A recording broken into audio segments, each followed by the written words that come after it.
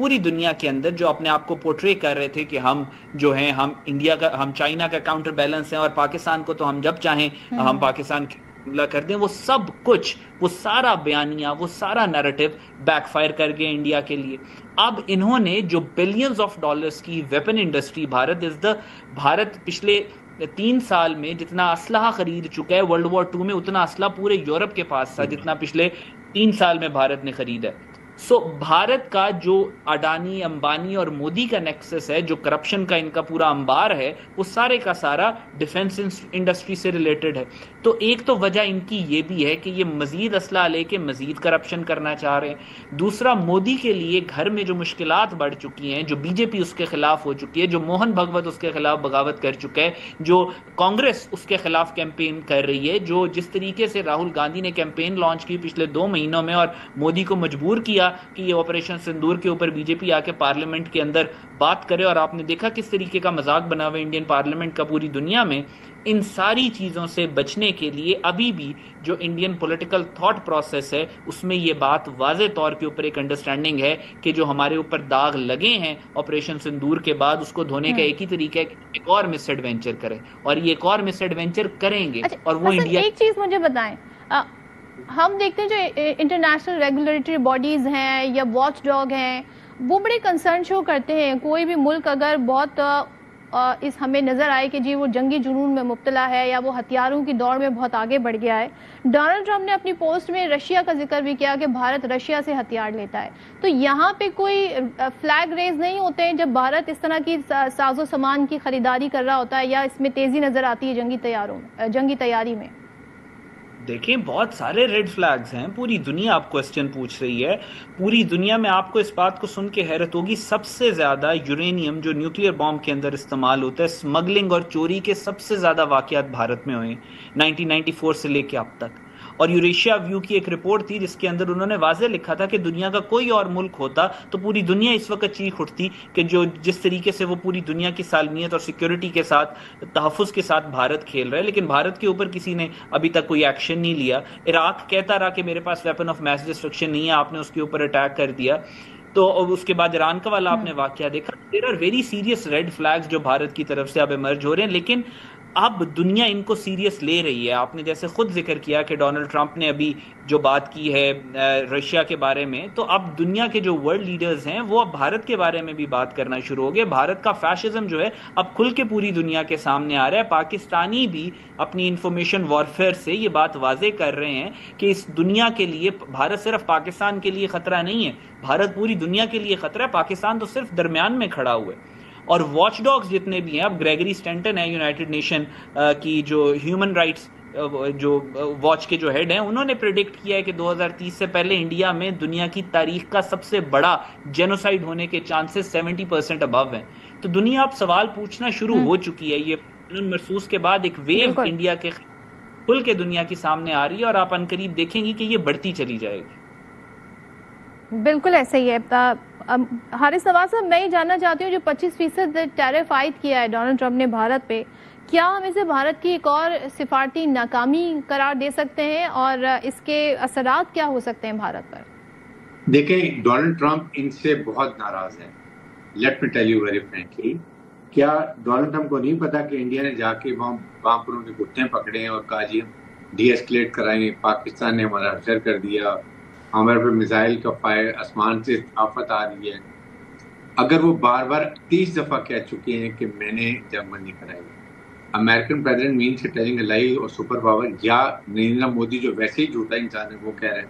अब वो prime minister को एक तो कह सकते हैं कि prime minister Pakistan India is telling a lie, या डिप्लोमेट लैंग्वेज में कह रहे हैं कि मैंने ये चीज पकड़ाई है। सेकंड, उन्होंने दूसरा जूता इसके मुंह पर ये मारा कि उन्होंने कहा जी 5 जहाज इंडिया के गिरे हैं, 1 टाइम 2 टाइम, एक और उन्होंने दोबारा, बिकॉज ही डिनाइड, वो इनको इस तरह शर्मिंदा कर रहा है।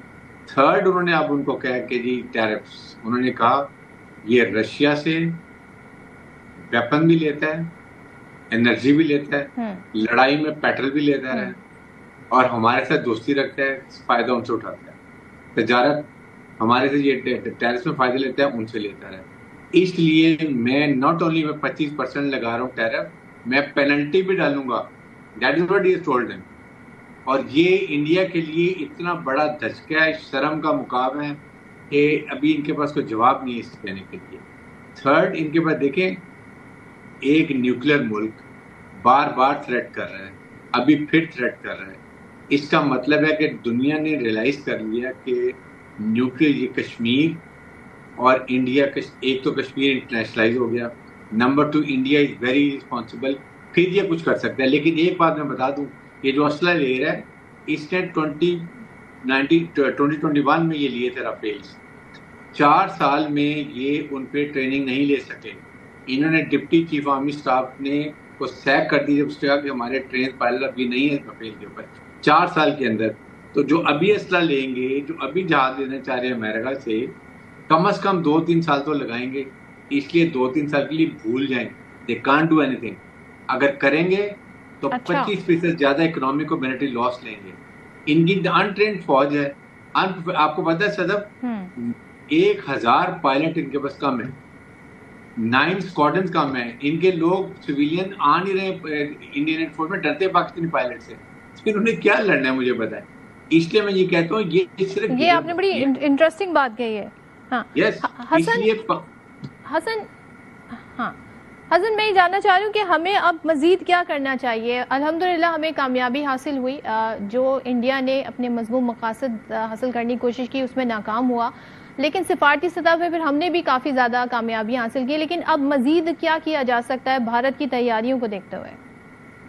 देखें, भारत की तरफ से जो इस वक्त बयानिया आपके सामने आ रहा है, इनके पॉलिटिशियंस अपने मुंह से जिस तरह से कह रहे हैं कि ऑपरेशन सिंदूर जो है वो कंटिन्यूड है, इसमें कोई शक नहीं है कि भारत की फ़ौज एक अनट्रेंड फ़ौज है। इसमें कोई शक नहीं है। जब इन्होंने ऑपरेशन सिंदूर वाला ड्रामा किया था तब भी बेतहाशा इस्तीफे आए थे।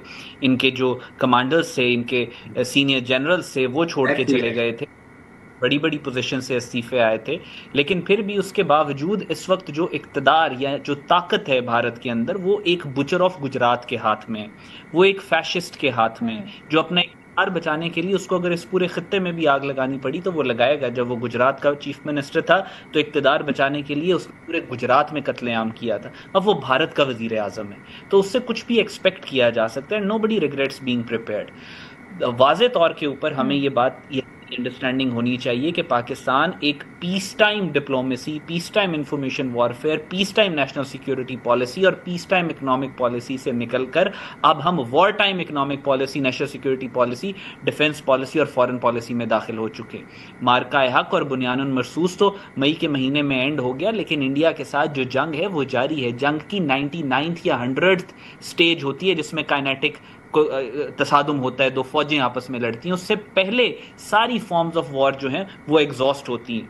तो अभी हमारी डिप्लोमेटिक वॉर इंडिया के साथ चल, इंफॉर्मेशन वॉरफेयर में हमारी जंग उनके साथ चल रही है। हमें ये महाज खाली नहीं छोड़ने। जिस तरह हमने 6 और 10 मई की रात को आगे बढ़ के इनके मुंह तोड़े थे, हमें कंटिन्यूअसली, चाहे वो इंफॉर्मेशन हो, चाहे डिप्लोमेटिक हो, चाहे यूएन हो, चाहे यूरोपीय यूनियन हो, चाहे फॉरेन पॉलिसी हो, हमें हर जगह के ऊपर कंटिन्यूअसली स्पेस खाली नहीं छोड़नी, वैक्यूम खाली नहीं छोड़ना, और कंटिन्यूअसली हमने इनके अटैक्स जो हैं उससे डिफेंड भी करना और इन पे अटैक्स करने भी हैं। बिल्कुल ऐसे ही है, आपने बिल्कुल सही कहा कि हमें स्पेस नहीं देनी है और कंटिन्यूअसली हमें इन्हें मॉनिटर भी करना है, जो कि हम कर भी रहे हैं।